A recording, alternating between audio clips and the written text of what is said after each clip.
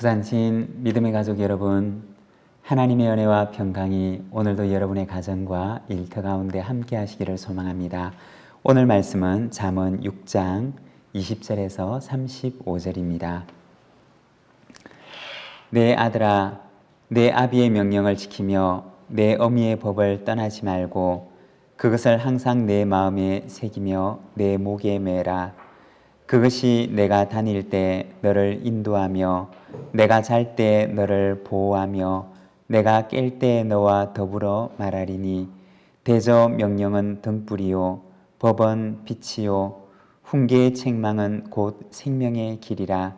이것이 너를 지켜 악한 여인에게 이방 여인의 혀로 호리는 말에 빠지지 않게 하리라. 내 마음에 그의 아름다움을 탐하지 말며 그 눈꺼풀에 홀리지 말라. 음료로 말미암아 사람이 한 조각 떡만 남게 됨이며 음란한 여인은 귀한 생명을 사냥함이니라. 사람이 불을 품에 품고서야 어찌 그의 옷이 타지 아니하겠으며 사람이 숯불을 밟고서야 어찌 그의 발이 되지 아니하겠느냐. 남의 아내와 통간하는 자도 이와 같을 것이라. 그를 만지는 자마다 벌을 면하지 못하리라.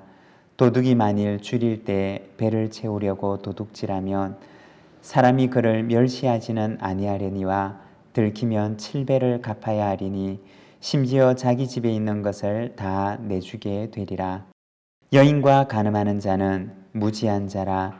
이것을 행하는 자는 자기의 영혼을 망하게 하며 상함과 능욕을 받고 부끄러움을 씻을 수 없게 되나니 남편이 투기로 분노하여 원수 갚는 날에 용서하지 아니하고 어떤 보상도 받지 아니하며 많은 선물을 줄지라도 듣지 아니하리라. 아멘. 오늘 우리가 읽은 이 말씀에서는 아비의 명령과 어미의 법을 떠나지 말라고 권면합니다. 20절과 21절의 말씀입니다. 내 아들아, 내 아비의 명령을 지키며 내 어미의 법을 떠나지 말고 그것을 항상 내 마음에 새기며 내 목에 매라. 아버지의 명령과 어머니의 법을 항상 마음에 새기고 마치 목걸이처럼 그것을 내 목에 걸고 내게서 떠나지 않게 하라고 권면을 합니다. 여기서 아버지의 명령과 어머니의 법이라고 하는 것은 단순히 그 부모의 교훈만을 말하는 것이 아니라 하나님의 말씀이기도 합니다. 여기서 어머니의 법이라고 얘기를 할 때 이 법이라고 하는 말은 원어 성경에서는 토라라고 하는 단어를 사용하는데 이 토라라고 하는 말은 성경에서 주로 율법의 말씀 혹은 하나님의 교훈, 모세오경을 가리킬 때 사용하는 단어입니다. 아버지의 명령과 어머니의 법이라고 하는 것은 단지 그 부모의 교훈을 넘어서서 율법의 교훈의 말씀을 말하는 것이고 하나님의 말씀을 의미하는 것이기도 합니다. 이 하나님의 말씀을 너는 너에게서 떠나지 않도록 하라고 권면하는 것입니다. 여러분, 늘 하나님의 말씀을 가까이 하는 삶을 살아가시기를 바랍니다. 23절에 보면 그 말씀은 우리의 인생의 길에 등불이 되고 빛이 됨을 말씀합니다. 대저 명령은 등불이요 법은 빛이요 훈계의 책망은 곧 생명의 길이라. 예전에 어렸을 적에 불빛 하나 비치지 않는 어두운 시골길을 작은 후레쉬를 하나 들고 걸어갔던 기억이 있습니다. 달도 없이 하늘에는 별빛만 반짝이고 있었는데 정말 아무것도 보이지 않는 그러한 시골길이었습니다. 저 멀리서는 마을의 불빛이 반짝이고 있었고 작은 후레쉬를 들고 저 마을을 향해 걸어가고 있었습니다. 그런데 그 그 후레쉬가 비춰주는 빛을 따라서 한 걸음 한 걸음 걸어가 보니 어느샌가 무사히 마을까지 도착했던 기억이 있습니다. 하나님의 말씀은 무엇과 같으냐? 우리의 인생의 등불과 같습니다. 등불이라고 하는 불은 멀리까지 보여주는 빛이 아닙니다. 단지 내가 걸어가는 한두 걸음 앞을 보여주는 빛일 뿐입니다. 그렇지만 그 불빛을 따라가면 언젠가 내가 도착해야 할 바로 그곳에 이르게 한다는 것입니다. 하나님의 말씀의 빛은 오늘 내가 걸어가는 하루치 길만큼의 빛을 우리에게 비춰줍니다. 그리고 그 빛을 따라 걸어가면 그 빛은 언젠가 우리가 이르러야 할 그곳에 이르도록 우리를 인도합니다. 여러분, 매일 말씀의 빛이 우리를 비추어 주시기를 기도하시기를 바랍니다. 그리고 그 빛을 따라 걸어가는 우리 모든 믿음의 가족들이 되시기를 바랍니다. 그 빛은 우리가 길을 잃지 않고 하나님 나라에 이를 때까지 안전하게 우리를 인도해 줄 줄로 믿습니다. 24절입니다. 이것이 너를 지켜 악한 여인에게 이방 여인의 혀로 호리는 말에 빠지지 않게 하리라. 여기서 악한 여인이라고 하는 말과 이방 여인이라고 하는 말은 같은 의미를 가진 말인데 단순히 이스라엘 혈통이 아닌 이방 혈통을 가진 사람만을 의미하는 것이 아니라 하나님을 모르는 사람 혹은 세상의 가르침, 세상의 교훈을 의미하기도 합니다. 어쩌면 세상의 교훈과 세상의 원리는 이방 여인의 유혹처럼 달콤하고 아름답게 보일 수 있을 것입니다. 어쩌면 세상의 원리를 따라 살아가는 것이 더 지혜롭게 보일 수도 있을 것입니다. 그렇지만 오늘 잠언의 말씀을 보게 되면 어떻게 말씀을 하느냐?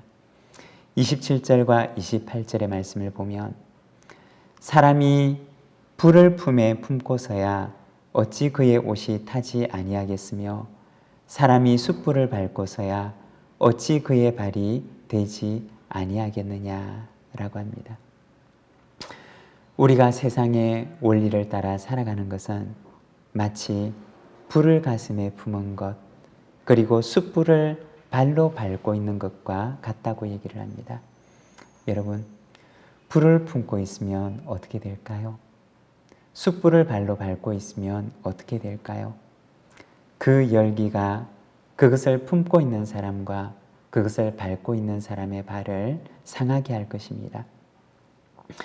그것이 겉보기에는 아름답게 보여도 결국에는 그 사람을 상하게 할 뿐이라는 것입니다. 우리가 성경에 보게 되면 아브라함의 조카 롯이 아브라함을 떠나서 길을 떠나는데 그는 소알 땅의 풍요로움을 바라보고 그곳을 향해 갑니다. 얼마나 풍요롭게 보였을까요? 얼마나 아름답게 보였을까요? 그곳에 가면 정말 행복이 있을 것 같은 그런 생각이 들지 않았을까요? 그렇지만 그가 그 땅에 이르렀을 때 그는 그 풍요 너머에 있는 그 땅의 죄악을 바라보지 못했던 것입니다. 결과 풍요가 있는 그 땅이 행복을 주리라고 생각했던 그 땅이 그에게 안겨다 주었던 것은 고통과 아픔과 상처뿐이었던 것입니다. 그리고 그곳을 나올 때에는 결국 아내를 잃어버리는 아픔을 겪으면서 그는 그 땅을 나오고 맙니다. 여러분, 세상의 아름다움을 흠모하며 살아가는 것이 아니라 하나님의 말씀이 주는 평안 속에 거하는 우리 모든 믿음의 가족들이 되시기를 바랍니다. 하나님의 말씀은 우리에게 기쁨과 평안을 안겨다 줍니다. 그 평안 가운데 거하시기를 바랍니다. 29절의 말씀입니다. 남의 아내와 통간하는 자도 이와 같을 것이라. 그를 만지는 자마다 벌을 면하지 못하리라. 육적인 간음과 영적인 간음에 대해서 말씀을 합니다. 그 결과가 무엇과 같으냐? 32절과 33절의 말씀을 보게 되면 여인과 간음하는 자는 무지한 자라. 이것을 행하는 자는 자기의 영혼을 망하게 하며 상함과 능욕을 받고 부끄러움을 씻을 수 없게 되나니. 씻을 수 없는 부끄러움을 당하게 될 것이라고 말씀합니다. 여러분, 성경 말씀은 사람이 지붕 아래에서 은밀하게 행하는 것이 언젠가 지붕 위에서 모든 것이 공포될 날이 올 것이라고 말씀을 합니다. 모든 일을 행할 때 언제나 하나님 앞에서 행하는, 하나님 앞에서 사람들 앞에서 부끄러움 없이 행하는 우리 모든 믿음의 가족들의 삶이 되시기를 간절히 소망합니다. 기도하겠습니다. 사랑의 하나님 아버지, 은혜를 감사합니다. 오늘도 이 아침 우리에게 귀한 말씀 주시고 또 그 말씀을 따라 살아갈 수 있는 은혜를 우리에게 허락해 주시니 감사합니다. 아버지 하나님, 이 하루의 길을 주님께 의탁합니다. 주님의 말씀의 빛으로 우리를 비추어 주시고 비추어 주시는 그 빛을 따라 걸어가는 저희들의 삶이 되도록 주님 인도하여 주시기를 원합니다.